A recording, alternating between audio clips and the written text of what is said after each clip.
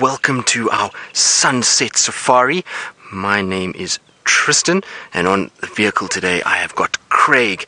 And as you can see, we are busy looking at an elephant. Now, before we start chatting about our elephants too much, I want to just welcome the schools that have joined us this afternoon. We have Hampton Oaks, Windsor Woods, and Rice Creek that are here today. So I hope you guys will enjoy our sunset safari.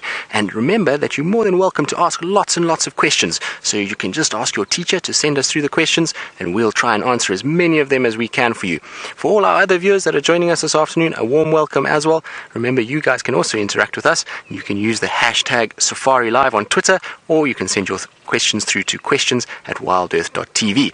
Now, as I was saying, we have a little group of elephants. We've got the ride at the back end of them at the moment. So this is a female with her one calf that's trailing behind everybody else. The rest have moved off into quite a dense thicket, so I'm quite glad that they've stuck around. We found them a little bit earlier and we were a bit worried that they were going to disappear before you all got to join us. So unfortunately, or rather fortunately should I say, they've stayed around. And there you can see the little baby. Isn't it cute? So that's a tiny little one.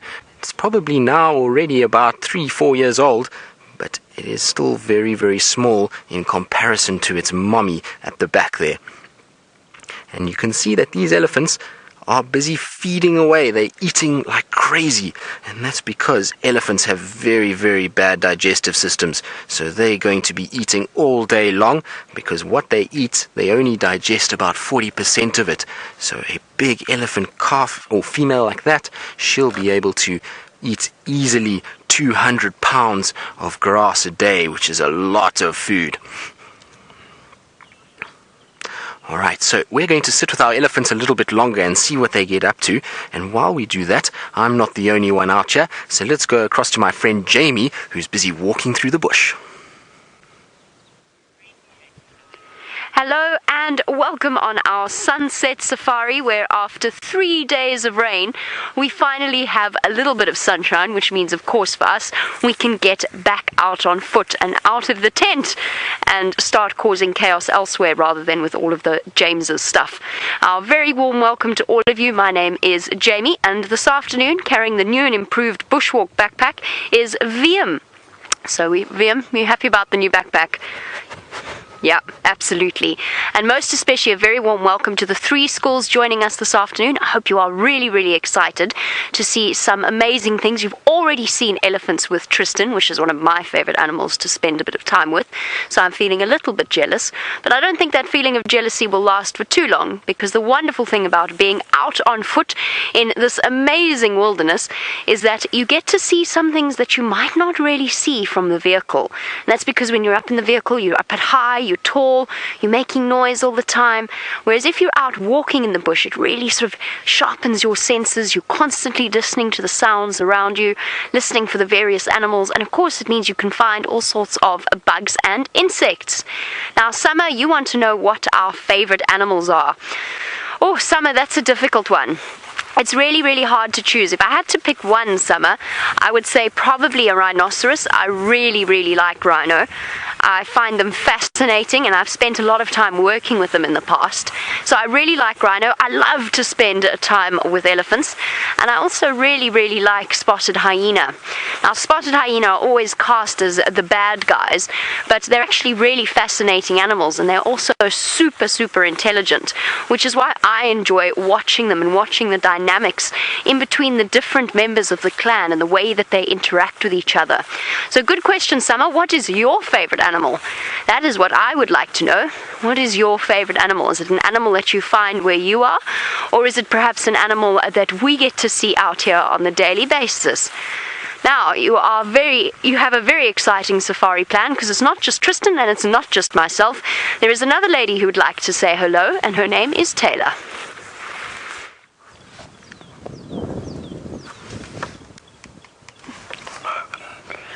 sorry, I have had a problem very quickly with my communication. There, it's back again.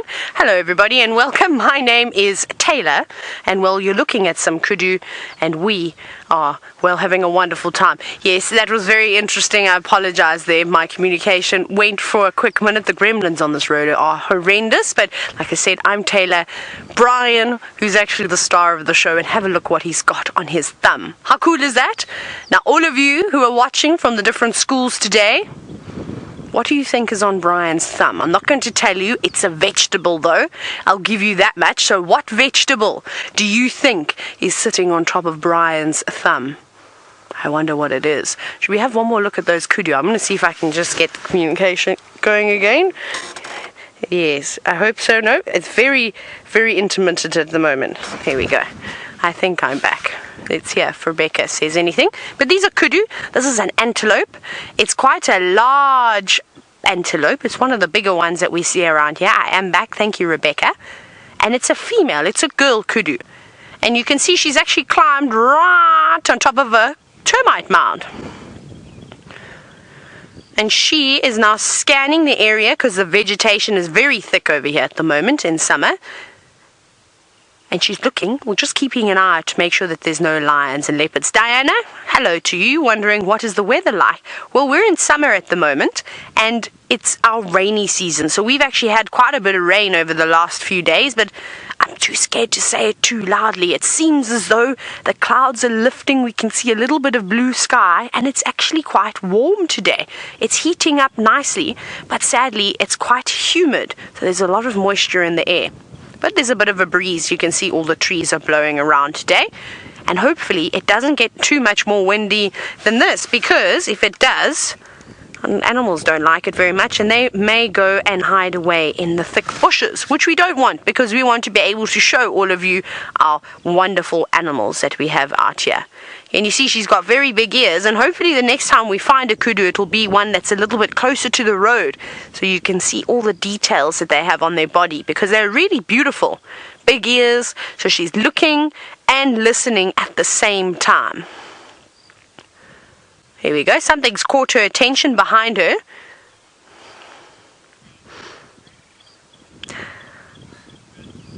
Windsor Woods and Nathan, you've guessed, is it a radish? I have to tell you a little secret. That's what I thought it was today, but it isn't. So what else is red? Should we show them once more, Brian?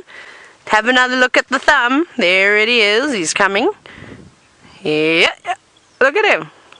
Oh, or a beetroot. Well done. If anybody guessed beetroot, you are correct. That's indeed what the thumb is. The thumb is a beetroot. But they don't grow out here in the wild. We have to cultivate them and farm them in the communities, which is actually where we get all our vegetables from.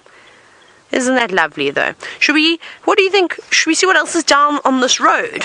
I think so. Maybe we'll find some more kudu, because I think that kudu that we were looking at just now, I reckon that the rest of her family is probably close by. So let's see if we can find a road that goes around that side.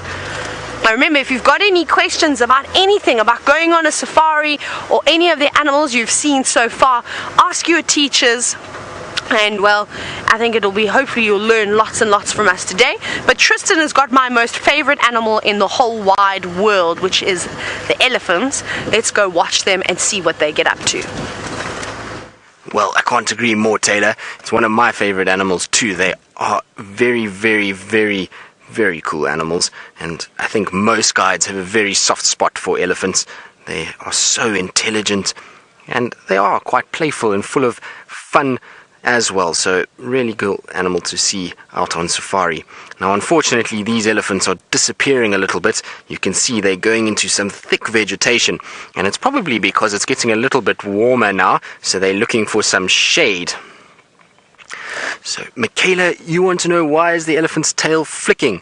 Well, the flicking is because it's got lots of flies that are landing around its tail area, because that's where the dung comes out, and so the flies are going towards the dung, and so that's why it's having to move its tail to try and keep its flies off its body. There's also a lot of flies out here that are called biting flies, and those biting flies are not very pleasant. They land on you and then they bite you, and it's quite sore, so the elephant doesn't want those landing on it, and so it's moving its tail, trying to get rid of those flies and making sure that it's nice and comfortable. Now, like I say, unfortunately they've disappeared a little bit, so what I'm going to try and do is just go around. So Nathan, the elephants at the moment, they are endangered in Africa. Here in South Africa, where we are in the Kruger National Park, they're not endangered. There's quite a nice population here, but overall in Africa, unfortunately, they've lost a lot of their habitat to people that have taken away wild areas by chopping down forests and taking over certain habitats, and then also because of their tusks. So they've got these big white tusks that come out, and that ivory is very, very valuable. So people come and they unfortunately hunt the elephants illegally. So they come and kill them without any permission, and they then take those tusks and sell them to other countries. And so unfortunately lots of elephants are being hunted that way, and it's a very big problem. We are losing at the moment around an elephant every 15 minutes in Africa. So one elephant is dying every 15 minutes. So it's a really, really big problem. If it keeps going the way it's going now, we're going to end up with a situation where we're not going to have any more elephants later in life. So we protect them, and that's why areas like this, the Kruger National Park, we have these places protected that no come in and get them.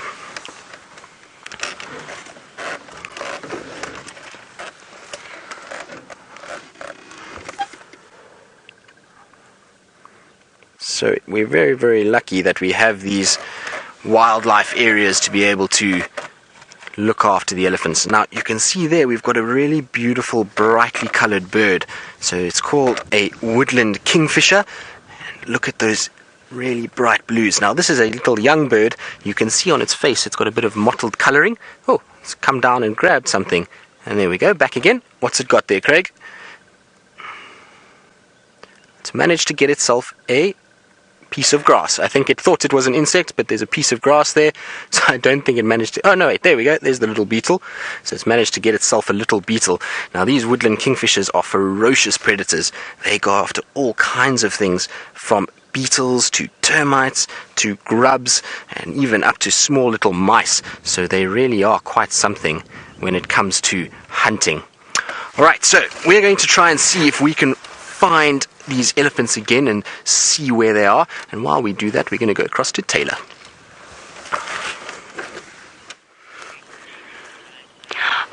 Definitely not across to Tayla, unfortunately, but I'll try and do the same job that she does. Now, Tristan's with something absolutely massive. I found something absolutely massive as well, at least relative to other types of the same animal. This is probably the biggest millipede I have ever encountered out here. And just to give you a sense of scale, look at how huge this guy is. He's or she, I don't know whether it's a boy or a girl, but it is absolutely enormous. It has been eating probably all the way during the rains, and actually so happy that it has rained, because as you can see, there's fresh green grass shoots and plant shoots popping out, and that is what this millipede is eating. So he's not harmful at all, he's not dangerous at all, unless I were to put him in my mouth. And I have to be honest, I'm not in any way tempted to eat this millipede. Wiem, you want to eat a millipede? No. Wiem says he's already had lunch. But you definitely don't want to eat a millipede, because even though he can't do us any harm, they are filled with a type of poison similar to cyanide that makes you feel really, really sick. So a millipede, its defense is to be poisonous, because it's not very fast and it's not very brightly colored and it can't fly away and it can't hide away, so therefore it has to have something that stops other creatures from eating it, and so it is very, very poisonous to other creatures. Isn't it amazing? Look at the way that its legs all work together. See, it's looking for more food to eat. Using its antennas, it's actually chewing up all of the new grass that's growing through, and it's taking its time. Look at that. Now, Fallon, you want to know why this millipede is so big. Fallon, I honestly don't know. I think it's just because it's lived longer.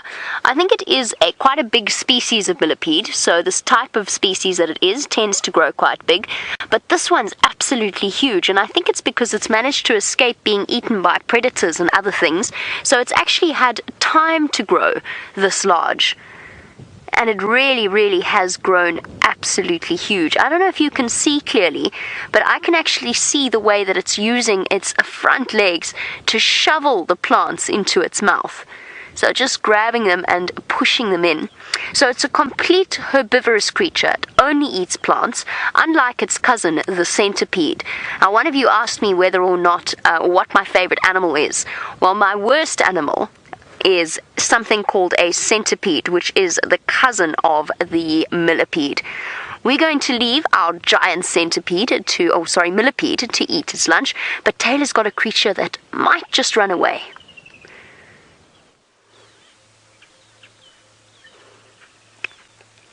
Look, we've got little warthogs. Not even just big ones. We've got a little baby too. Brian, should we see if we can go a little bit further forward? This is very relaxed, so I'm going to start the vehicle and I'm going to go a little bit forward. Don't be scared, little piglets. This is a very rare sighting of such relaxed warthogs. Look at all of them. How amazing is this? 1, 2, 3, 4, 5 little piglets. And you can see they're a little bit uncertain. They're not sure what we are. You see, they're a little bit curious too. Not panicking because Mom's not panicking just yet. This is very, very special. I hope that you are all enjoying this. And you can see, look how they go down on their knees and eat too. Oh, they're one of my favorite little creatures in the bush. And I'm going to roll back. I'm going to roll back quietly, stealth mode.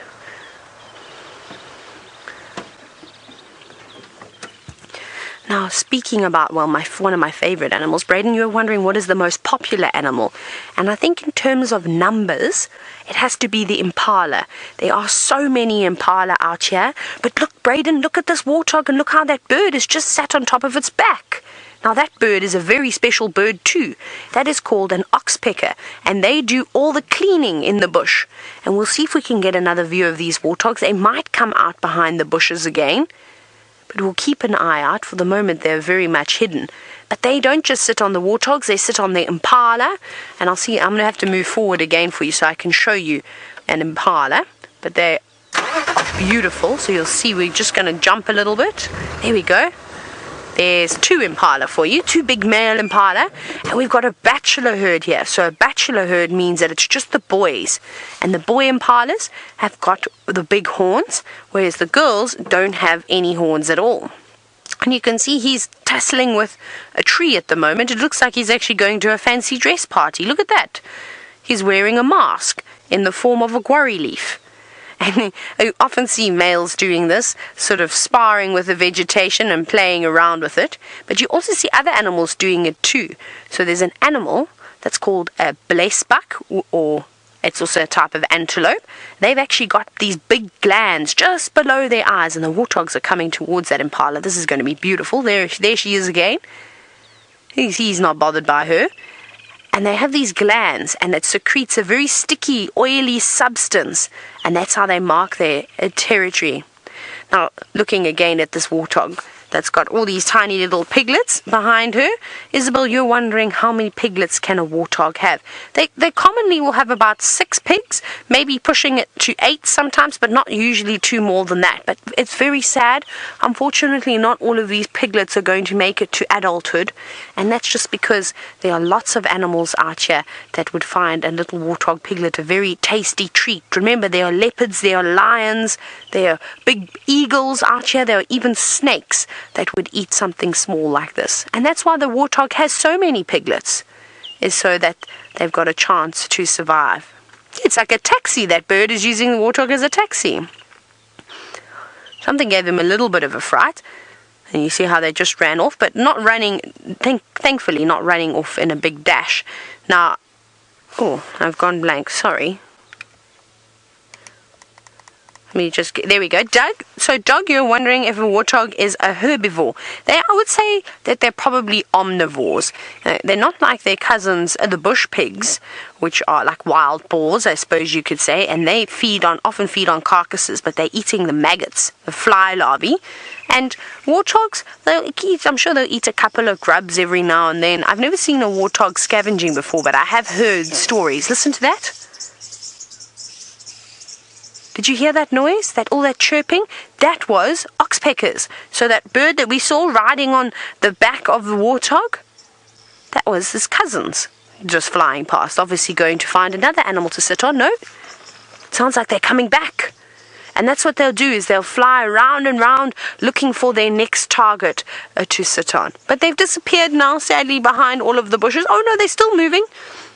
But you can see in summer, when there's lots of rain, there's long grass, it's very difficult to see them. Now, when you saw those warthogs, did you spot that they had very big tusks? You can see she hasn't got as big tusks as the other female did. And Kaylin, you're wondering, what do they use those tusks for? So when the males are fighting, the boys will use them to... And, of course... Oh, here come the oxpeckers. Hang on, let's see, watch these oxpeckers come down. No, they're behind the bushes. They're sneaky today, hey, Brian? The animals want to hide away from us. So, basically, they will use them for digging as well. They like big spades on the front of their face. They can dig up grass roots, and their nose is also quite hard. The tip of their nose is a nice bit of cartilage in there, and that allows them to also shuffle the ground around a little bit. But there they are. I don't know if we're going to get a better view, sadly, just because of all these little trees, and we can't off-road for these animals, so we try not to drive off the road, off the pathways, just so that we can preserve as much of the vegetation as we can. The only time we do off-road is for very special sightings, so the big cats, and also a couple of other things too. But we really are being very lucky today. All the animals are gracing us with their presence. Warthogs, Kudu, Impala, and it seems as though Tristan has got something that's called a wildebeest. We do indeed, Taylor. We are getting very lucky. We've had lots of different species. Maybe it's because the rain has lifted and everybody is happy that it's starting to get a little drier. But what we have is a wildebeest, or a gnu. Now, these are not the prettiest of animals that we get out here. They're not very pretty at all, in fact. But they are quite likable in that they have lots of interesting little characteristics. The one that you see there is a male. Oh, and off he goes. Now, there's two males there together. What I'm hoping is that they're going to come across the road for us. So they are bounding their way close towards the road. They're being led by a male impala at this stage. There we go, there goes the male impala, and there go the two wildebeest. But look at how the wildebeest runs. You see it runs very different to what the impala runs. It almost rocks like a rocking horse. So it does that to be able to conserve a little bit of energy, and that allows this wildebeest to run for long periods of time, because not here in South Africa, but in other parts of Africa, the wildebeest are migratory, which means that they move long distances from one place to another to follow the rain so that they can find food. Here in South Africa, we get enough rain and enough food grows to last all year round, and so our wildebeest are not really migratory at all. They might move a little bit, but not very far, like the ones in East Africa or Zambia or Botswana that will cover big distances to follow the rains. Now, I wonder why they've run off. I wonder if maybe the elephants aren't coming this way, because we've come all the way around to see if the elephants will come out for us, that we can see them. And so far I haven't seen any of them, but I did hear a branch breaking, and then they will be started if they didn't hear those elephants coming, and they got a bit of a fright. Now, they wouldn't be really too nervous of the elephant if they actually saw the elephant, because the elephants are not going to eat meat. They are herbivores, but just the sound of a breaking branch is enough to scare them. So, Chrissy, the wildebeest eats grass. It's a grazer. You'll find that they'll spend large amounts of time grazing, and that's why they like certain areas. So here in the Sabi Sands, we actually don't see too many wildebeest because the terrain is not right for them. You can see we've got lots and lots of trees, and it's quite thick and dense. And so the wildebeest, because it likes lots of grass, it likes to be in places where it's a little bit more open, and it's able then to see the predators and be able to feed off nice short grass. So that's why we don't see too many here. So, Lexi, you want to know why they're called wildebeest. Well, a wildebeest is an Afrikaans word, and Afrikaans is one of the local languages in South Africa. It comes from Dutch, and wilde means wild, and beest or beest means beast, and so it's just got the wild beast name, and it's probably because of how it looks. It's got these big horns, and it looks quite grumpy and aggressive, and so that's why it's got its name. Oh, so there were some pretty birds that just flew up off the road, and they've landed in the tree ahead of us. So there we go. Look at that. So that is called a yellow-billed hornbill. Now, they are very, very cool birds. They've got lots of character, and you can hear them chirping away. And what they do is they'll often be down on the ground because they're hunting insects at the moment. We had a lot of rain in the last few days, and there is another beautiful bird that just flew past that we'll try and show you as well. And so with all the rain that we've had, there is a lot of insects around, and because it's dry this afternoon, these birds are now coming out and they're going to start hunting all the insects. Now, that pretty bird that you see there is called a lilac-breasted roller, and isn't that magnificent? It's probably one of our most beautiful birds that we have out here. Lots and lots of colors on it. You can see it's got that lilac throat, the powder blue tummy, and then it's got electric blue wings. And it's called a roller because of the way that it flies when it goes into the air. You'll find the males will go up into the air, and then they do this roller type action where they start to drop and they do these tumbles and turns, and so that's how they got the name roller. And you can see the two of these birds don't worry about each other. Even though they both prey on insects, they don't eat other birds, and so they don't mind one another being close together. Ultimately, the more birds that are together, often the more they can spot predators and danger. There we go, you can see they're on the ground. So I wonder if there's not some insects that are out that are busy walking around. We might find some termites that have hatched. There'll also be beetles that will be coming out of the ground, and varying other flying insects. And look at how it uses its long beak to be able to find food. You'll find the hornbills will actually sometimes go into crevices of trees and little cracks in the rocks and be able to get insects with that long beak from there as well. Now I can hear the elephants. The elephants are somewhere close by as well. I can hear some of the branches being broken, so hopefully they should appear fairly shortly. But I think they're going to come out behind us, so we're going to have to roll back a little bit to be able to see them. But they are getting quite close now because I can hear the bushes breaking really, really clearly. So I'm just going to go back a little bit and hope that they come out for us.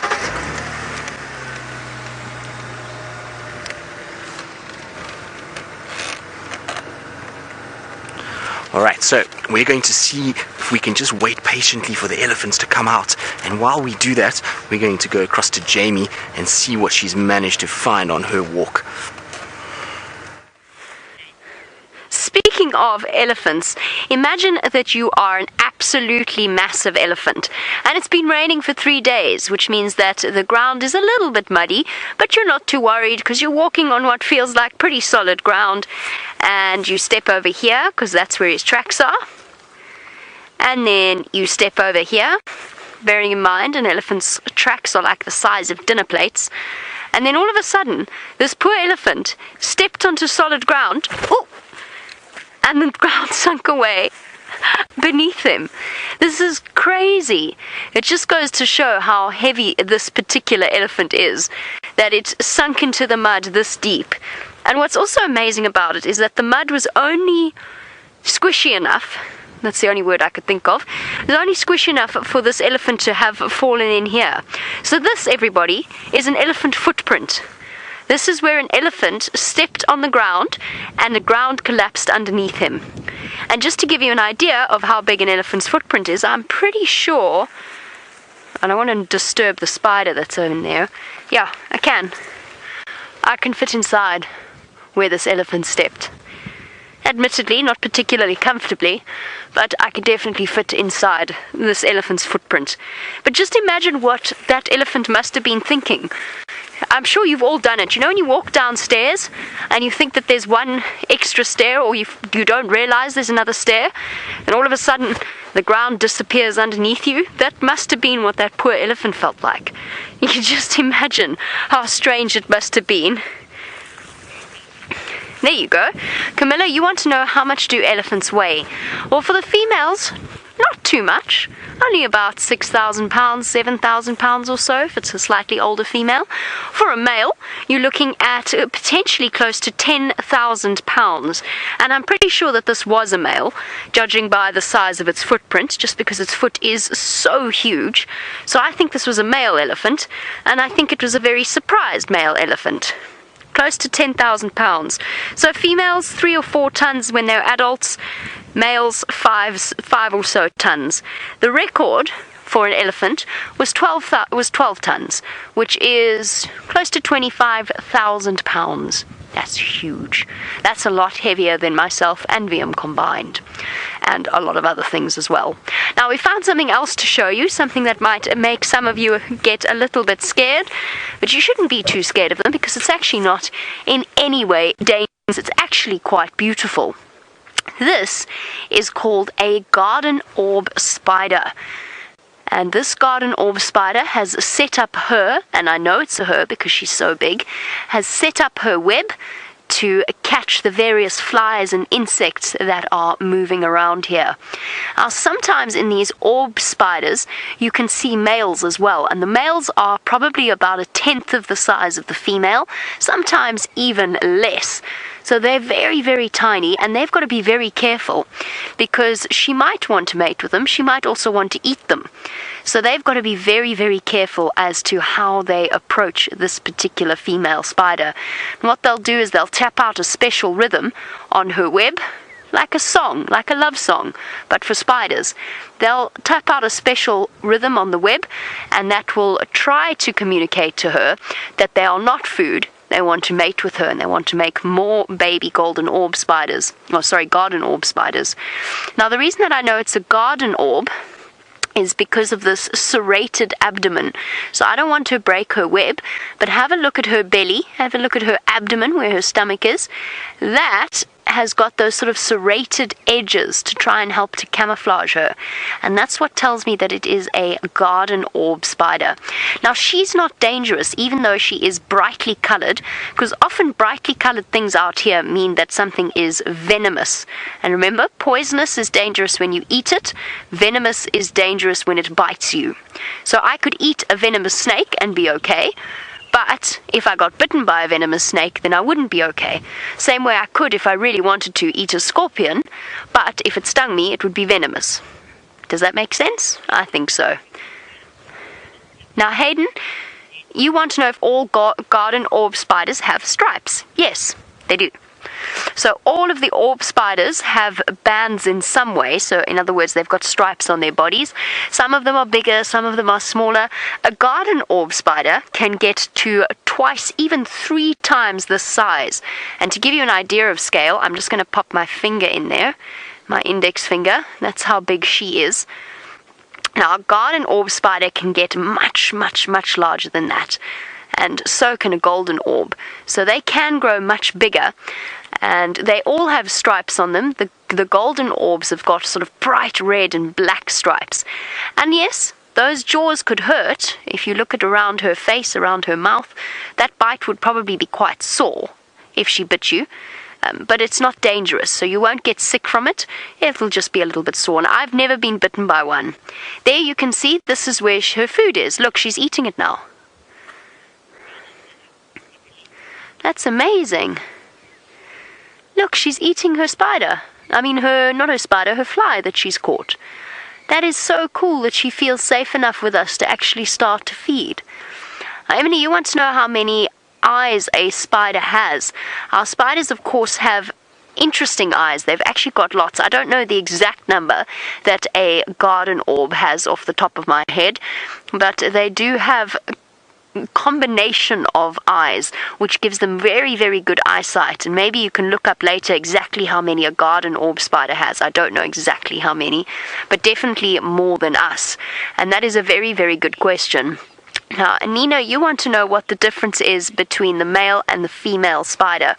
And Nina, sometimes it's very hard to tell the difference between a male and a female spider because some of them look very, very similar. But in a lot of spiders, the female is usually the bigger one. And when I say she's the bigger one, I mean there's a very big difference. So in the garden orb spider, it can grow up to this big. sorry, I'm just listening to fruit falling behind me. It can grow this big, but a male spider is probably about this big. Maybe, if he grows that big. So often in spiders, like with your widow spiders, recluse spiders, all sorts of different spiders, usually the female is much, much bigger. And that's just because she needs to be bigger to get extra nutrition so that she can lay her eggs and that her babies get the best start in life. So there you go. She's still sort of eating it. Chrissy, good question. Is she prey for another animal? Yes, she could be. And that is one of the reasons why if something disturbs her web, she might try to run away. Probably one of the big things that would eat her is a bird, because she's a little bit too big for something like a frog. But if a bird were to spot her, they would swoop down and grab her out of the web. So yes, she could be eaten by a bird, definitely. I'm trying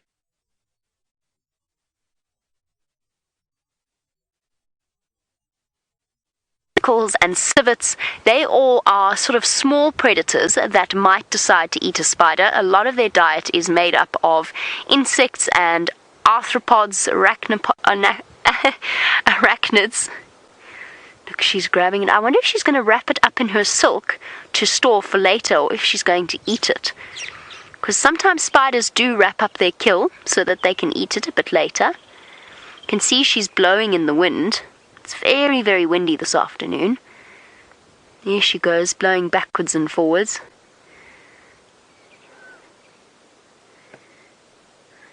Cool. I've got good news for you all. While we've been sitting with a spider, Tristan has got his wish, and it seems as though the elephants have come out to play. Well, Jamie, I'm not sure if coming out is the right term for it. They certainly are visible now, but they're still in the thicket. But slowly but surely they are starting to come a little bit closer. And if they come maybe another 50 meters, then they're going to be right out in the open, and we're going to get a beautiful sighting of them. And this is one of the really large females that we can see behind the bushes there. You can see she's got beautiful tusks. So what I'm going to try to do is just roll back a little bit so Craig can keep on her. So nowhere, these are African elephants. We only get these African elephants in Africa, but we do get two different types of African elephants. So you get the savanna elephant, and then there is a forest elephant. Now the forest elephant, even though it is an African elephant, is a subspecies of the savanna elephant, and it's basically a smaller version of the ones that we see here in these big open grassland and wooded areas. They're not quite forest that we're in here, so these are called savanna elephants, and they are really, really large. The only other species of elephant that you get in the world is an Indian elephant, and those occur, as you can guess, in Asia. They are in India and other parts of Asia, and so we don't get any of them here. And there's quite a few differences between the two of them. The African elephant is much bigger than what the Indian elephant is, and it's got very different shaped ears. So the African elephant has ears that are shaped like an African map, whereas the Indian elephant has got ears shaped like the Indian map, and that's a good way to remember them. But you can see that you would think for such really big animals that they would be very, very easy to see. And if you look there, it's quite difficult actually. Their grey coloration means that they blend in very, very well in these thick bush areas, and it becomes quite hard to see them. The only thing that we can see is those tusks that are blending in there and moving every about now and then every little while we see a few elephant ears flapping, and that's how we actually spotted them, is because the ear was flapping. And that's one of the big females that's walking through. Now it looks like they're slowly coming out for us.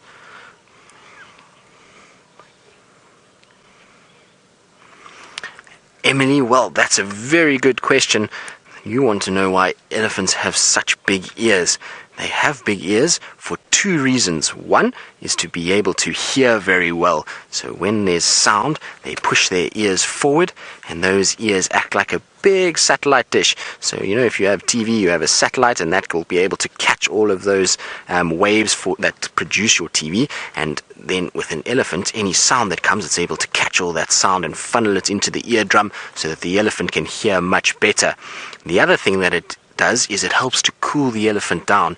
Now today is a little bit cooler. I think it's about 76 degrees Fahrenheit, so it's not very hot today, but sometimes in this area we'll go to as much as 120 degrees Fahrenheit, so it gets really, really hot. And these elephants then, unfortunately, because they're very big, the sun beats down on them and they start to get very warm. And so what they do with their ears is they start to flap the ears. Now you can see some of them are still doing it today, and the reason why they're flapping is because they have a rich network of veins on the back of the ears, and as they flap, they're pulling wind over those veins and they're cooling the blood down, and they're able to then basically have their own air conditioning.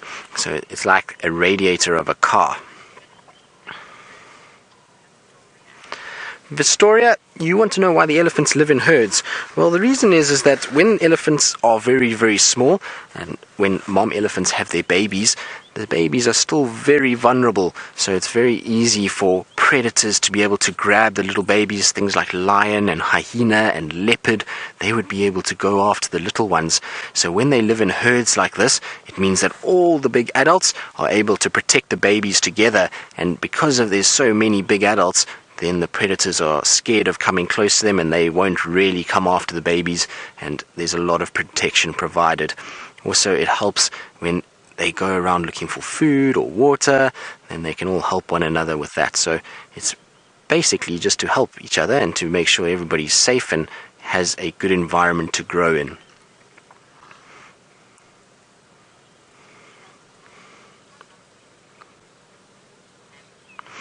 So, Avi, elephants can live for quite a long time. Here in this area that we're in, because we have lots of woody plants, these elephants tend to eat a lot of the bark and roots, and their teeth wear down a little bit too quickly, and so that means that their lifespan is a little bit shorter than elephants that we see in big open grassland areas. So the elephants in the areas that we're in will live to anywhere between 50 and 60 years old, so that's still very old. In grassland areas they can go up to 70 years, and if they are in captivity, as much as 90 years. So they can get very, very, very old. It's much like us as people. They have a similar lifespan than what we do. Alright, so these Ellies are going to slowly come out, and we're going to stay with them because I want to show you all the little babies and the females that are going to come out. And so we're going to go across to Tayla, who's got a yellow-billed hornbill, and then we'll come back this side. I had a yellow-billed hornbill, but that thing has got wings and it flew away from us, which is so typical. But it's a funny looking bird. It has got a big yellow beak. We might be able to find some more because they're very common around here. But it's got a big yellow beak on the end of its face, and it's got beautiful black and white feathers. But they are the grumpiest looking birds, and that one looked particularly grumpy.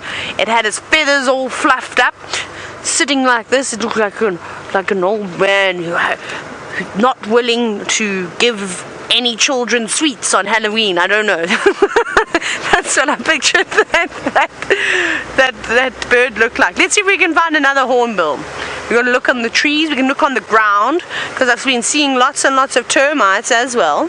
So they might be around here. We'll go up here.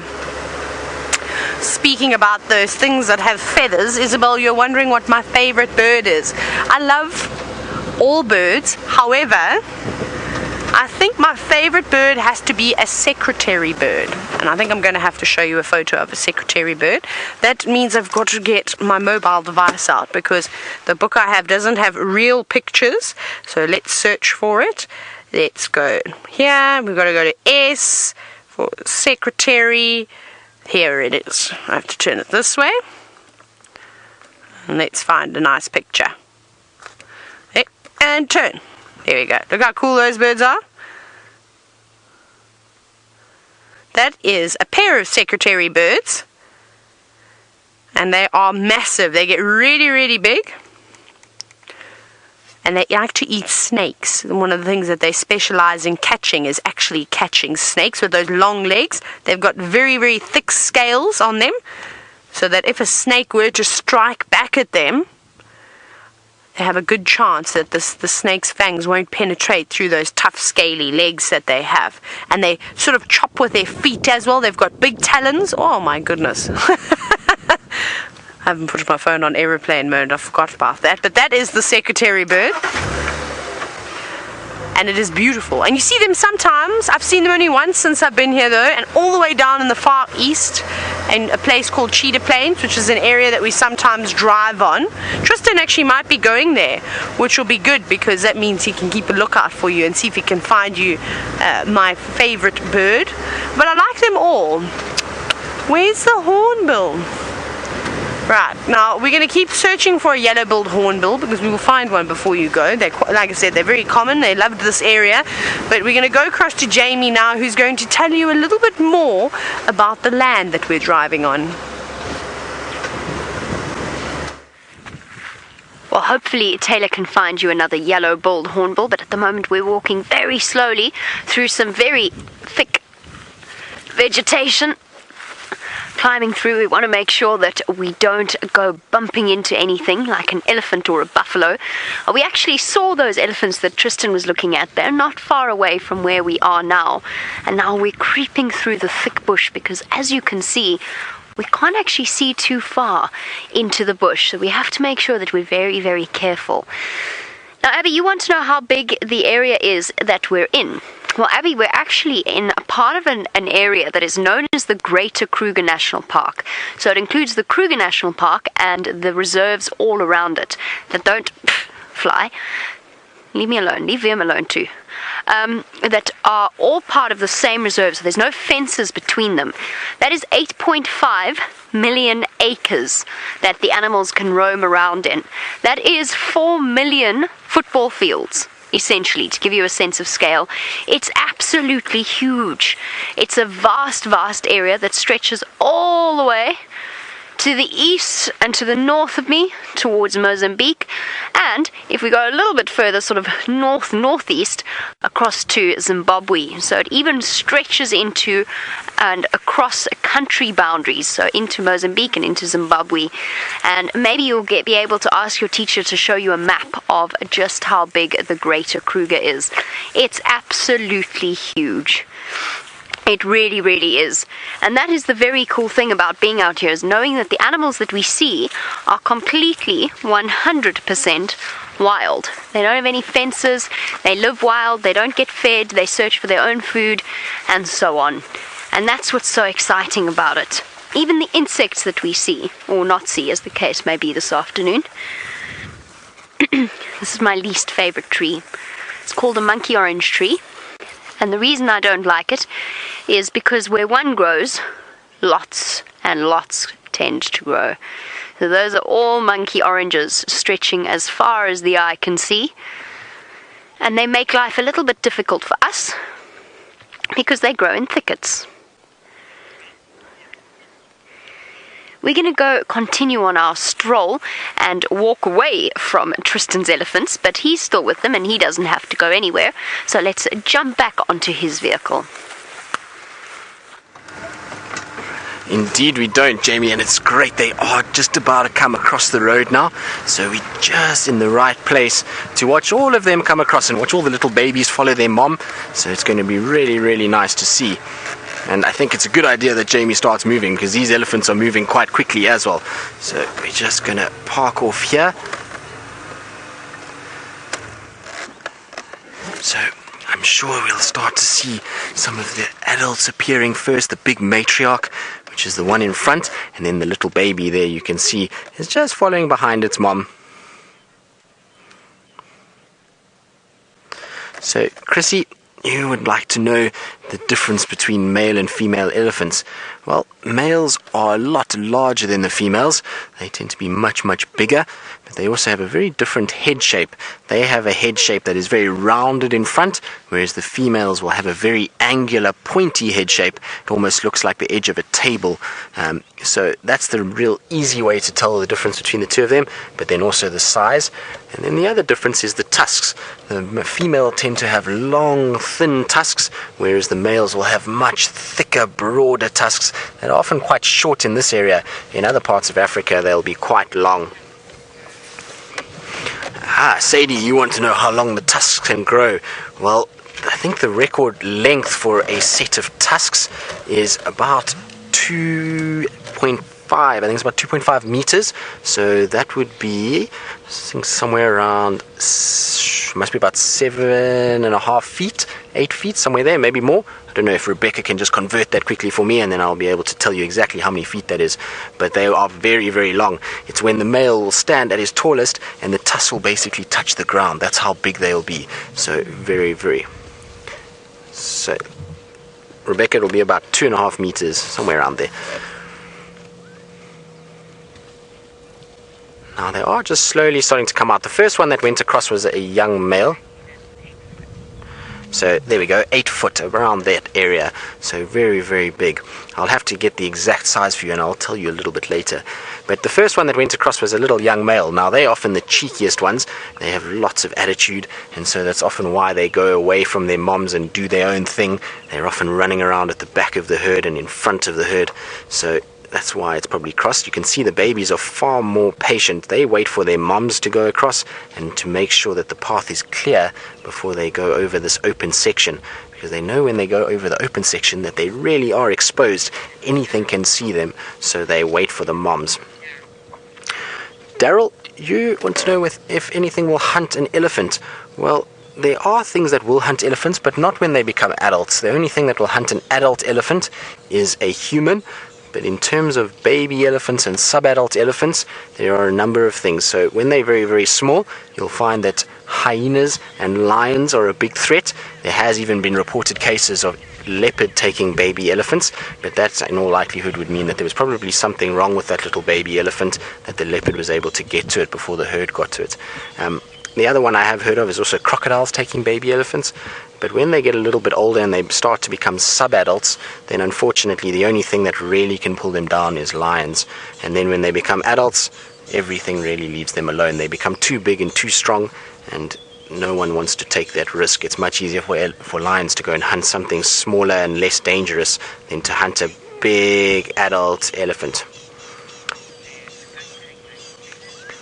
Alright, so as these Ellies cross over the road and leave us, it's time to say goodbye to all the schools that have joined us this afternoon. I hope you've had a fantastic time. It's been really great having you with us, and we hope to see you again at some stage. And so from myself, Tristan, and all the girls that have been on drive and on walk this afternoon, thank you very much for joining us, and we'll see you soon.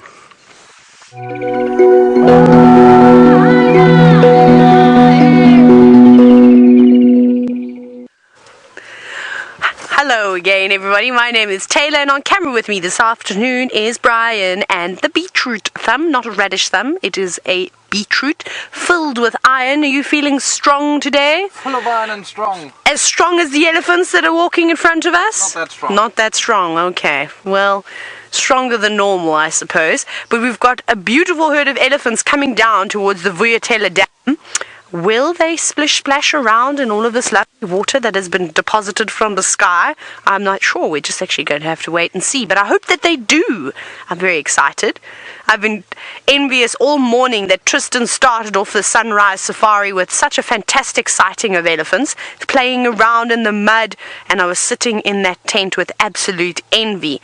But alas, I have my turn with the elephants now, and I'm very excited. There's a lot of them. I don't think this is Fang's herd because I haven't seen her yet, and she's very difficult to miss.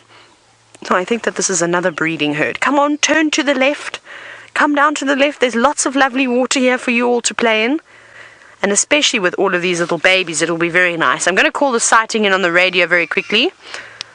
Mobiles is a very big herd of elephants approaching Woodland Dam from Central. There's just myself here. There we go, just calling it in because this is too special not to share.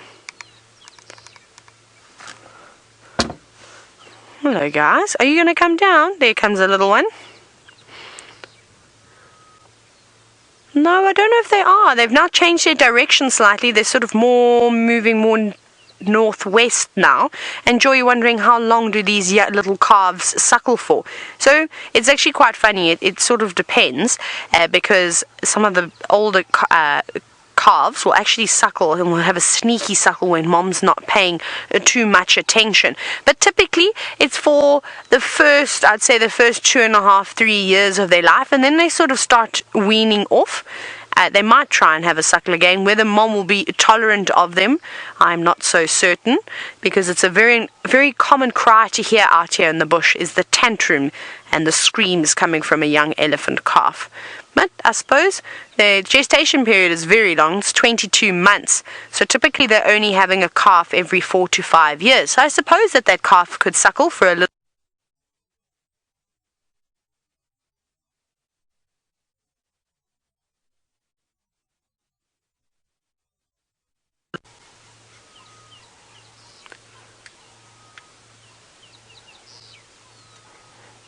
Right, so I think we had a gremlin jump on board there for a moment, but we are back again. Apologies for that. Now they've changed direction again and they are coming down to the dam. I'm wondering if they're not going to actually go and have a drink of water from the pan itself. The little pan up top is pumped, and that is lovely fresh water. However, this big natural pan that we've now got developing at the bottom, it wouldn't be too bad because we've had so much rain that the water is still nice and fresh. But isn't that beautiful? With the dark, ominous skies, the lovely fresh green grass, and of course some of those little ones now getting into a bit of a trot more than anything.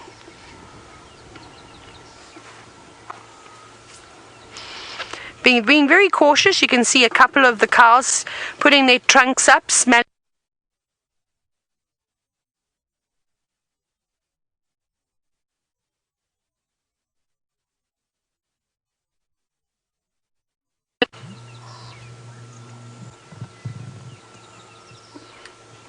Here we go, we're back again. Now they've all grouped to the middle. Where they're going to go, I'm not sure. Sorry, we seem to be having some problem with our camera at the moment.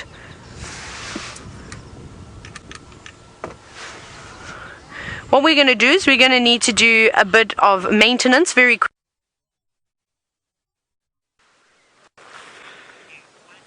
Oh, we found ourselves in a very interesting position whilst prepping to do our endoscope segment of the afternoon. That sounded terrible. I mean, sticking the endoscope into various interesting termite holes, just to clarify.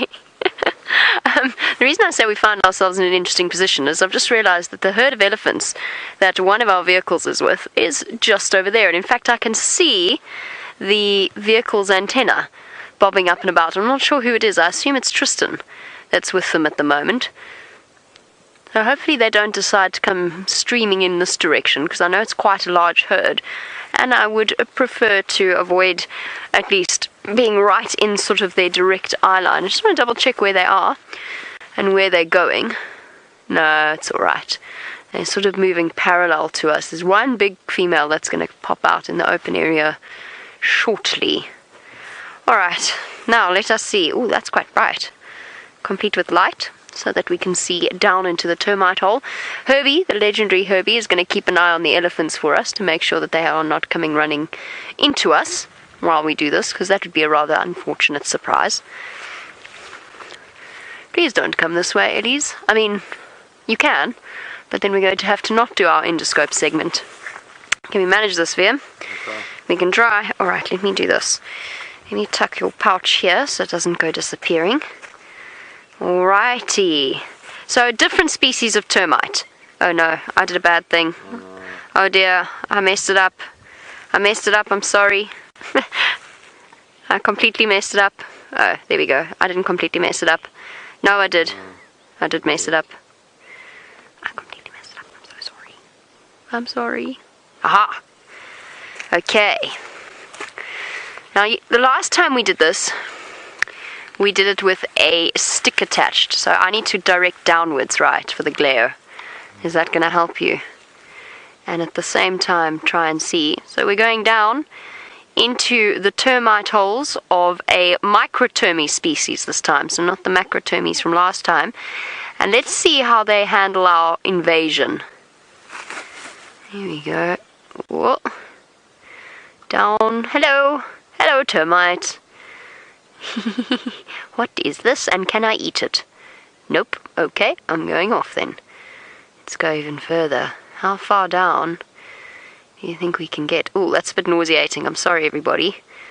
Let me try and just shift hands so I can see what I'm doing.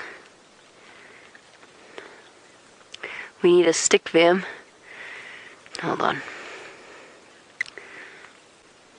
It's got slightly bent here. Just need to straighten it out ever so slightly. I hope you're all feeling slightly not motion sick at all. You can get one of those seasickness bracelets that you wrap around your wrists for every time we do a segment like this. There we go. That's better. We were going to try and prepare this slightly better, but we had the unfortunate necessity of, or the unfortunate situation where, some of our feeds disappeared. So there you go, there is a termite, believe it or not. A very out of focus termite. How do I focus it? Or does it just have to do it itself? It's just too close.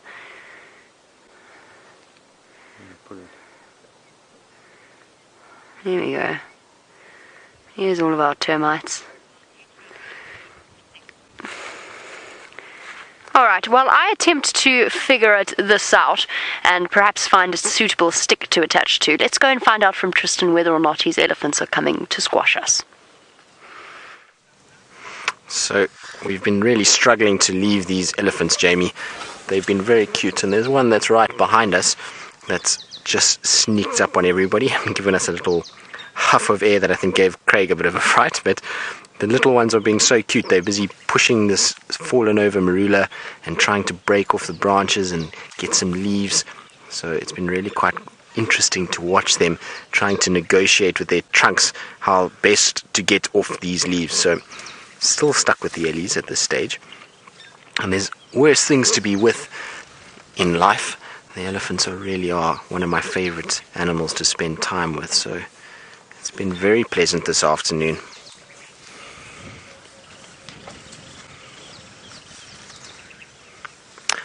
So, Claire from New York, you want to know why the female and male skulls are shaped differently on an elephant. Well, I'm actually not 100% sure, Claire. It could be something to do with the fact that the males hit their heads together quite often when they compete for females. They'll push together with their trunks and their foreheads. And it could be that if they had that very angular forehead, there would be a weakness there that could potentially cause a lot more damage than that more rounded, less and gently sloped forehead that the male has. So I'm not 100% sure. I'll try and do some research on it and see why. I've never actually read anything about it as to why the males is so different to the females. But we'll have a look and see what we can find. I'm not sure if maybe Jamie or Tayla knows why. I know Taylor's got some elephants with her, so maybe she's got the answer to it, but I'm not 100% sure. But you can see they are absolute eating machines. We've been with these elephants for about an hour now, and they have not stopped eating. They've eaten their way through the bush, and everywhere they go, they grab a bit of food as they're walking along. They go to trees. They've been eating grass, so a really nice mixed diet. And I've been watching them going to the marulas. Now, the marulas, after this bit of rain and windy weather that we've had, seem to have dropped most of their fruit, and so there's not too many marulas around anymore, and so I think they're battling to find the marulas, and it looks like they get a bit frustrated, particularly the young ones. They move towards the marulas and they try and fiddle around there, and they pick up nothing, and then they kind of jog off to the next one. So it's going to take a little bit of time for the young ones to realize that marulas are not always around, and so I think they're going to get a little bit frustrated. But we're going to carry on now and leave these Ellies. They're now starting to disappear into quite thick bush, and so while we do that, let's go across to Tayla, who I believe has got a beautiful herd of Ellies with her. Hello again, we're back again. We managed to sort out our problems. The gremlins cannot hold us down, but this is really interesting. So that's a cow on the right, and then a young bull in the middle, and then the bull that you can only see half of its body. That's a much larger one, and he's the biggest of the bulls. There's another one that looks like a submarine whose trunk is just coming about. I wonder if this female's not coming into estrus, and that's why she's getting all the attention from these boys. We'll have to sit and wait and see. Look at that. They're all playing about you, and it's surprising that she's tolerating their nonsense, because typically the females, they don't tolerate the nonsense from the bulls, and they'll normally chase them away. And she's not a young cow either. She's quite large. So let's see what happens. This could be quite interesting, because the rest of the herd is now moved on completely. They've disappeared right off into the distance. They've gone into one of the most trickiest drainage lines there. Well, there are out here. So I don't think we'll be able to follow them again. But we've got another bull coming in. So we've got 3 bulls at the moment, and then you'll see number 4, he's running here. Look, they're pushing each other. I love the fact that you could just see their trunks. Oh, hang on, there's a whole lot of elephants down here that we can't see. Let's see what's going on. It looks like a young one now that female is sort of escorting away, so perhaps it's one of her offspring. And just reminding it to come along. But they're having a good play around here. This one's now practicing yoga. This will be Jerry's favorite elephant, the yoga elephant. And a young bull hanging at the back. This is very, very interesting. That's exactly what's happened. So, Brian, I think we have another look over there. I think that cow went and fetched her. I wonder if that's not her young calf there on the left, because she was ushering that one out of the... You see, she keeps going back to it. Now she's not paying any attention to it. She's changing her behavior a bit. And then the big bull, who's probably the one, if there's going to be any mating done, is just off to the right. There they go. Off they go together. So that was quite interesting. What a fantastic little sighting there. Not 100% sure what exactly was going on, but they all came together quite nicely. Now, I just wish that these 2 boys that are quite boisterous this afternoon would play where we could see them. That's a little bit better. Thank you, gentlemen. And you can see it's a tough battle. They're equal size. The one on the right looks like slightly older. It seems that its shoulders are a little bit taller. This one's got very long legs. But they're an equal match. Let's see if this other young bull, I don't know if he's going to want to get involved, because they're about double his size. I don't know, they're all playing together. Oh, I wish there was a spot we could get to have a look at them. I don't want to go all the way around to Mvubu Road, because I think by the time we get there, they probably would have moved and then, come up this side. So I think we'll just be patient over here. But this is so lovely, isn't it? Now remember, we are on a live safari, so if you do have any questions for us, hashtag Safari Live, or send your answers through, or questions through as well, or any nice screenshots that perhaps you have taken. You can send them through to questions@WildEarthTV. Off those 2 go, not getting too far left behind of the herd. Oh, come and have a play in the water. Oh, let's reposition quickly. Let's watch this bull. I think he's going to come and have a drink. So it's okay, boy. He's a little bit nervous. It's okay, boy. I'm just going to turn the vehicle slightly away from him. There we go. That's nice. Now, Tiffany, hello to you. Thank you for your lovely question, which is, will the elephants separate from the herd when they mate? Now, Tiffany, I've only ever seen an elephant mating once. Can you believe that? As we watch this beautiful bull have a sip of this nice water. And when I saw them, it was an amazing sighting. We were sitting amongst the entire breeding herd, and it's the most relaxed herd of elephants I've ever come across in my life. This was down in the Eastern Cape of South Africa. I was sitting with them, and literally, as I was about to leave the sighting, I turned my vehicle around and was driving out. I heard the rumblings, though, that you normally hear when the elephants start communicating with each other, but the entire herd was doing it. So I thought, oh, this is interesting. So I stopped, and we looked back. And as we stopped and turned our heads over our shoulders, this big bull who was interacting with all the cows actually stood up. He found a girl, and then he mounted her right there. We were probably like 30-40 meters away from them, and I have the most hysterical photo of, me and my guests waving and smiling with this massive elephant bull mating with a female right next to my vehicle. It was an unbelievable experience. So they typically will stay with the herd. It happens in the herd, and normally the little ones get ushered and put into a bit of a protective circle, and then the whole herd is quite distressed about the whole process. There's a lot of trumpeting, a lot of the sort of infrasounds I think we can't hear, and then of course that low rumbling as well. So it's pretty amazing to see something like that. And I think what we should do is we should ask Jamie and Tristan as well, seeing as though we're spoilt with elephants today, about if they've ever seen elephants mating and what their sighting was about. So that'll be something nice, I think, to hear their stories. But these boys are full of beans today. They're very playful. And it must be something in the air, because, as I was saying earlier, you had it on the sunrise safari with Tristan, and now you've got it again this afternoon with us. It's wonderful. And this is just the most magical scene. And for all of you that were watching, or have been watching for the last few years, or even while we experience the drought, maybe what you could do for all the new viewers is actually share some of your photos. Look at them, running away now, of what this area used to look like. Let me reposition very quickly again. You'll see a little bit of a vibration. I'm just going to turn slightly. And so as I was saying, is maybe you can share some of your pictures as to what this area used to look like with the elephants about and how dry it was, just so that everybody else can have a look. Because you won't believe it, it was like a complete desert, and now it's this beautiful grassland. I'm going to ask you all to listen very carefully next time they decide to push each other around, and just listen to the noises that they make.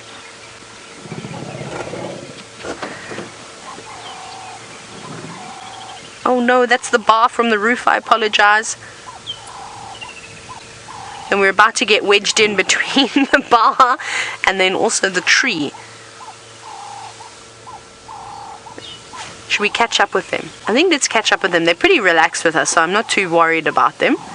But we'll try and position ourselves. You see that we've got our gap is now running out between the bar and this big knobthorn which holds the big buffalo weaver nests. Let's go up closer. But how cool is this? And they're so relaxed with us, which is what's actually really special about this sighting, is that they're not bothered too much by our presence. Oh, look at them go! Wait, boys, we're trying to keep up with you. I'm going to duck. I'm going to sit like this so that we've got a better view. Goodbye. There we go. That's lovely. See, equal size. Just the one on the left is a little bit taller, but not by much. Maybe a ruler's length. Backing up into some vegetation. It looks like he's ready to take off, and a big shoot forward. It's almost like you got a running start there. See how they wrap their trunks around each other as well for better support, to hold on and push and shove each other. He's obviously very confident with his position. Now watch this displacement behavior. He's pretending to feed. He picked up a bit of vegetation, but he threw it to the ground. That's very typical of young bulls, or even just any big elephant bulls do it too.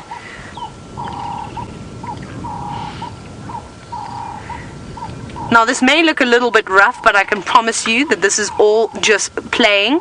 And Mel, you were actually wondering that. So they're not quite old enough yet to be mating with the females. They've got quite a bit of growing to do. So this is just sparring. This is practicing for one day when it's going to count most. When you'll have two big bulls that will weigh, more, probably 10,000. Oh, that's a big run up. Oh, the one on the right's really getting a hiding. So normally you'll have, when you have bulls that are weighing, over 10,000 pounds each, it's quite impressive. And their tusks will be massive. They will be clashing. It sounds like gunshots. It's something very impressive.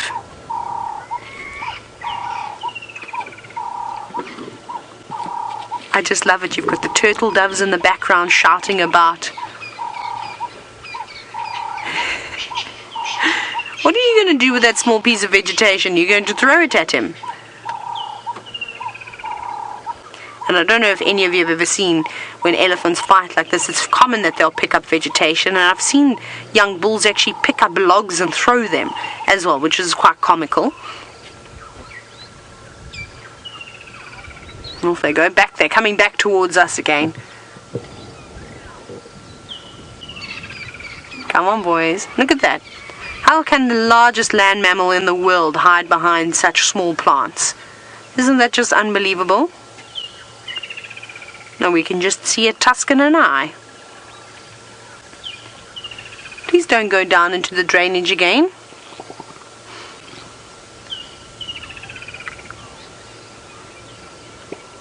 We're going to see what else we can find. We're going to probably try and stick with these elephants for a little bit longer because they're quite hysterical. But it seems as though Jamie's checking the pans and she's found herself another water source. I wonder what's inside. I can just imagine that Taylor's elephants have been hysterical to watch. And just a quick update on our endoscope attempts. Unfortunately, it seems as though there's a little bit of moisture behind the camera lens, which is why everything was so blurry, and why I think we're going to have to give that up for the afternoon and perhaps do some drying out of the endoscope. But for now, speaking of those elephants, there are so many elephants around, and we've come through to one of the pans, one of my favorite pans actually, where just a few bushwalks ago, I was standing in. Sorry, I can hear elephants. I wonder if they're not coming down the road towards us. Herbie's going to just check and make sure. I heard them trumpeting earlier. Now I can hear them rumbling to each other. That I was standing in, jumping on the cracks of the mud to make sure, to bring out the little frogs that were all hidden in the cracks. Have a look at the spider, making use of the water tension.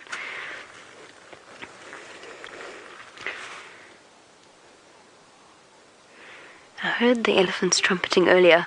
How amazing is that? Something so light, and of course making use of the tension on the water's surface to dash across and pluck up whatever unlucky flies or other insects that it happens to find as they touch the surface of the water. It must be an amazing feeling to wander across like that, dashing along the surface. And if I encourage it with oh, there we go. That had a slightly quicker effect than I intended. Dashing across the surface again. So plenty to hunt out here if you know what to look for. And the elephants have stirred up the water, so now it's quite murky, and I think our chances of finding any frogs here is relatively slim. Herbie's found a tree frog that is very, very high up, a foam nest frog, that I don't think we're going to be able to get on camera. But there's lots of evidence that the elephants had a great time here. And actually, where I started off earlier is what I wanted to show you, and then I forgot. Oh, one other thing. They've chased buffalo out of the pan. So there was a buffalo, at least one here, that has since departed, which is fair enough. That might even be what they're chasing. Yo, they are so upset. Sorry, I can hear elephants trumpeting now as well. Daniel, you want to know if elephants will move from waterhole to waterhole. They're relatively water dependent. They like to drink. They'll often drink twice a day if they can. So yes, they'll move from waterhole to waterhole. At the moment that's pretty easy out here, but in sort of the dry times then they have to put in a slightly more concerted effort, and that tends to be when they're at their grumpiest, October-ish, when temperatures start to skyrocket over 100 degrees Fahrenheit again, but there's no water. At least at this sort of time of year it's nice and unusually cool, and there's plenty of puddles just like these that they can stop and have a drink. And this elephant's had a great time slipping, sliding, and I think quite a young elephant, because I think after that it came to have a jolly good rub on this rubbing post that has now been rubbed completely smooth in sections. Look here, that is shiny. It's actually shiny. Here's some very strange noises coming from this area. You got him. No, that side. Are they coming this way? No. Okay, cool. Don't have to worry too much. Herbie's just letting me know that he can see the elephants. I'm just going to keep my voice down so that they don't decide to come and investigate and see what we're doing. So there we go, rubbed smooth by years and years of various things like warthogs, buffalo and elephants coming along to have a rub. I'm going to just check and see what's going on there and where exactly the elephants are going. Perhaps we might have a chance to see them. While we do, let's jump on board with Tristan and get an update as to what his plans are for the rest of the afternoon. Sign of their tracks coming over this afternoon. Sure, at some stage, any day now, either this afternoon or tomorrow, I'm going to predict that they're going to come back our way. Just a matter of time. I know Karula had a kill yesterday, so I'm hoping that that's finished and then she's on the move again this afternoon. But so far, no signs, just a few tracks for hyenas here and there, which is fairly typical for this part of the world. So Hannah yes, leopards can be quite methodical in their movements. They often have favorite areas that they like to roam around in and check and utilize, and certain roads that they find better to walk down and scent mark.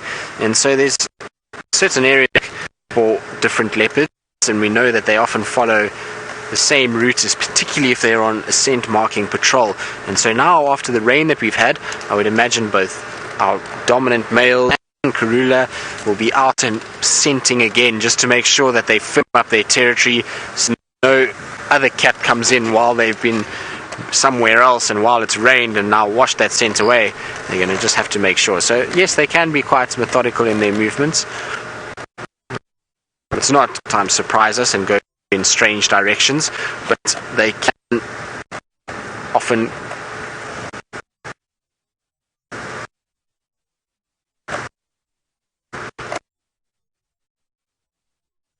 in front.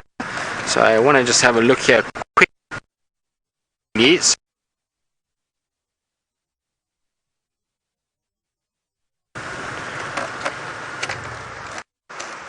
Alright, so we're just going to check here very, very carefully, because this is where they like to move in and out. This is one of the roads we often see, but I don't see any signs.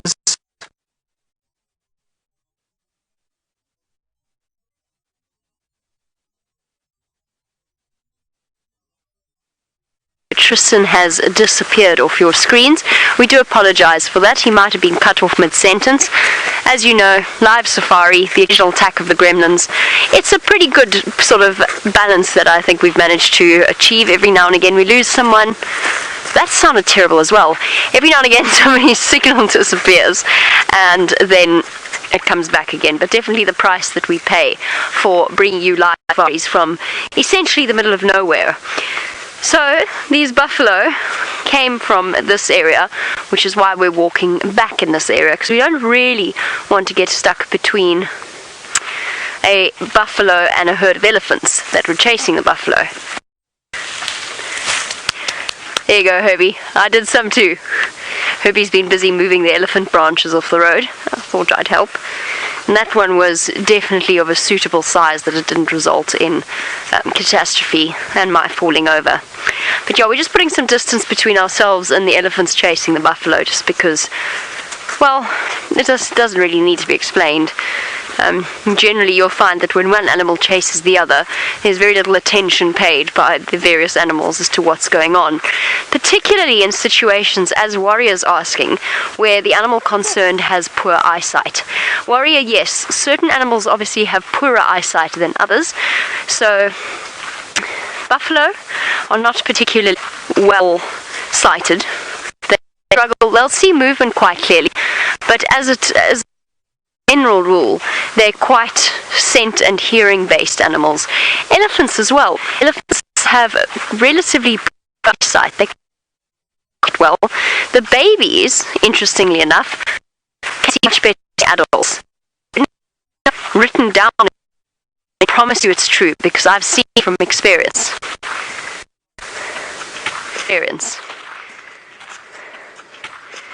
I've seen it from experience that I've seen it with rhino, which are notoriously short-sighted, and I've seen it with elephant babies, elephant calves. Both of those species, the little ones, tend to be far more aware of their surroundings and what's going on, and they tend to be a lot more curious, and they can see better than the adults. I'm just doing a quick poke around, just to see if there's any termites. They've picked up on my carbon dioxide, so they're all moving now. But there is so much heat coming out of this termite mound, and it's quite humid, it's quite sticky this afternoon. Unfortunately, no endoscope possibilities for us at the moment.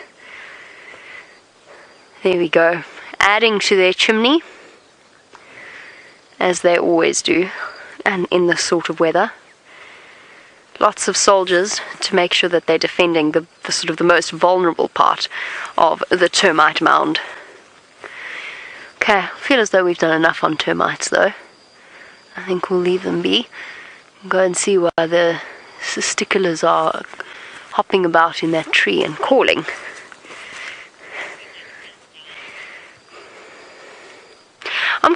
actually not 100% sure what happens when a termite queen dies, to be completely honest with you. I'm not sure if there's another termite. I suppose it's species dependent, but I suppose another termite will potentially take up that role if there are sort of some of the higher ranking termites in that collection. I don't know then, does the termite colony then disperse? I don't think so. But it's an interesting question, Omka. I'm not 100% sure. I feel as though I read somewhere that she's replaced. I think she has daughters that can replace her. But please, those of you with Google at your fingertips and perhaps some knowledge of termite colonies, you can let me know if termites queens get replaced or if that is the end of that. Sorry, I'm just checking all around at the various signs of the elephants. There must be so many elephants moving in this area. Now, I know Tristan mentioned he saw lots and lots of dung beetles and dung a little bit further ahead, so perhaps we'll go and have a look at that once Liam has masterfully walked backwards up the hill. Very impressive. Liam's probably the master of the backwards hill walk, but in fact just in general the backwards walk. So far it's only Gendre that I've seen tilt backwards over the termite mound. I don't know why I'm laughing. I fall over my own toes. Let's see if there's any dung beetles. I'm surprised by the lack of them. No, that's devastating. No dung beetles at all, despite the fact that there's a nice fresh large pile of dung. Well, speaking of dung, let's go back to the animals responsible for depositing it. I suppose the dung beetles need a holiday every now and then too, so we'll give them that, Jamie. We'll let them have a break on this fine Friday afternoon, almost it's Saturday. But we're back with a herd of Ellies, but the herd I think is up a bit further. We've got the bulls. How many do we have here? 1, 2, 3, 4, 5 bulls, and they have not let down on the pushing and shoving. Look at them go. They are wild this afternoon, which is great for us because it means so much excitement. And we'll follow them because there's actually a mud wallow coming up that's just around the corner. I wonder if anybody is going to stop and play in it. So I think we'll tail these boys for a little bit longer and see what they get up to. They've had a drink, and you saw this morning, an elephant doesn't mind to have a mud bath on a chilly day. It's not warm at the moment. It's quite pleasant. It's a bit fresh out here, but we will, of course, survive.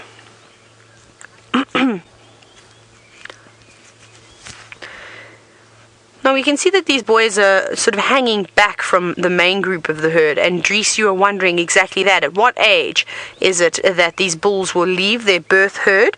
And it sort of depends on every elephant, and if they're quite boisterous and have been pushing the youngsters around or showing too much interest in the female, sometimes they can get kicked out as young as 16 years old, which is exceptionally young. But typically it can be anywhere between about 16 and 20 years old. It really does just depend. Right, they've disappeared. I think let's shuffle forward and see. I'm really hoping somebody goes and has a mud bath. So one of my most favorite sightings, and I've had I don't know how many amazing sightings with elephants before, and it's hard not to have an incredible sighting with these characters. That's the one day I was sitting with guests, and we'd also had lots and lots of rain. We had a week of rain. It was really terrible on the mountain slopes in the Eastern Cape with the most amazing herd of elephants I've ever come across, and they decided to have a mud bath in all the little mud wallows like we sort of see around here. Oh, they missed it. They didn't stop to play in the mud. That's alright though.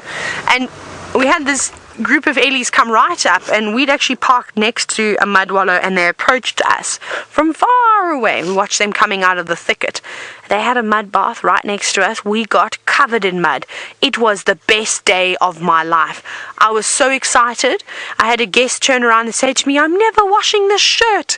And I also wished that I didn't have to wash the uniform that I was wearing, because that was just such a special experience to be sprayed, not intentionally, but sort of just getting the bit of the spray back from the elephants as they tossed their trunks and the mud over the back of their head. It was really amazing. But not slowing down either. They're on the move. All